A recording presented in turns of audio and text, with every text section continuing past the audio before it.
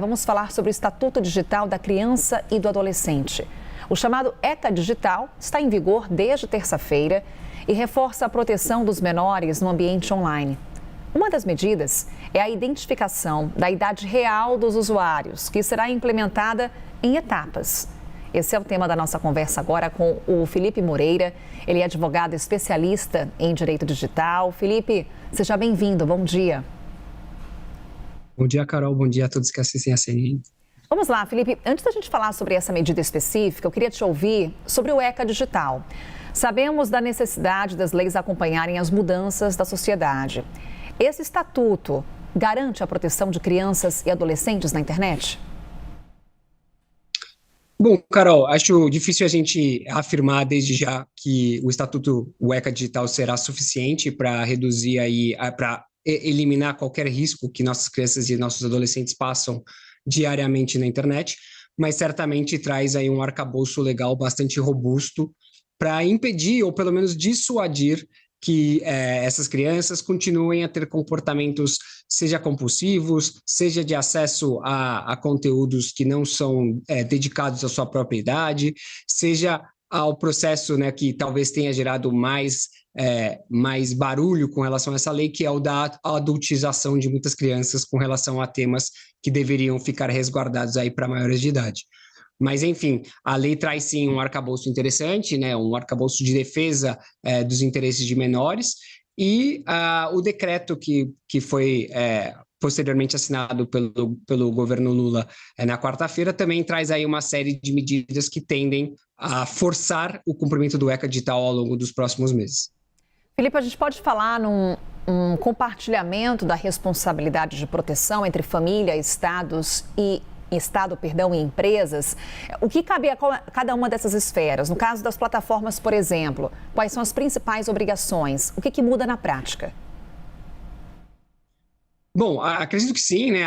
O ECA Digital é bastante preciso com relação à necessária participação dos pais no processo tanto de conscientização quanto de fiscalização do que seus filhos fazem na internet, mas com certeza as plataformas, né, e não só as plataformas, todos os fornecedores de produtos e serviços de tecnologia destinados ou com possível acesso pelo mercado infanto-juvenil passam a ter uma série aí de novas obrigações, como, por exemplo, a necessidade de ter um representante legal no país, a necessidade de fazer um mecanismo de aferição de idade preciso, né, que seja condizente com os riscos que o serviço acarreta a esses menores de idade, e agora, com o próprio decreto, uma série de outras medidas, como, por exemplo, o impedimento da rolagem automática, do autoplay, uma série de medidas que na prática vão mudar um pouco como as crianças e os adolescentes lidam com as tecnologias no dia a dia.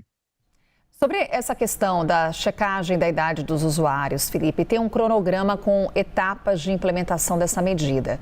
A fiscalização, de fato, só começa em janeiro do ano que vem. Daí a pergunta, quais são os principais desafios para a identificação da idade real dos usuários e também para esse processo de fiscalização?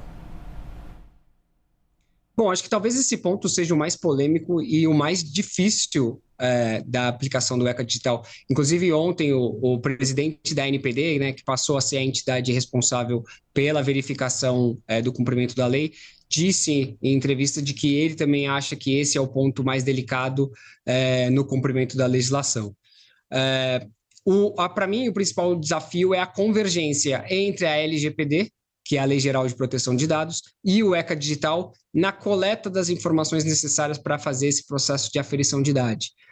Muito porque o receio da população, né, e é um receio bastante preciso e bastante importante, é de que essas plataformas passem a ter ainda mais dados fornecidos pelos usuários que tenham que atestar que são maiores de idade para utilização dos serviços, né? Então, por exemplo, uma foto de um seu documento, uma selfie segurando o documento, a partir desses dados hoje a gente sabe que a tecnologia permite que uma série de outras questões como golpes, contratações, tudo isso possa passar a ser realizado e estaríamos nesse processo de aferição de idade dando mais dados ainda para esses fornecedores de serviço que já utilizam bastante os dados. Ponto de debate que o Felipe destaca com a gente é o Felipe Moreira, advogado especialista em direito digital. Felipe, muito obrigada pela sua participação aqui com a gente. Obrigado, Carol. Obrigado a todos.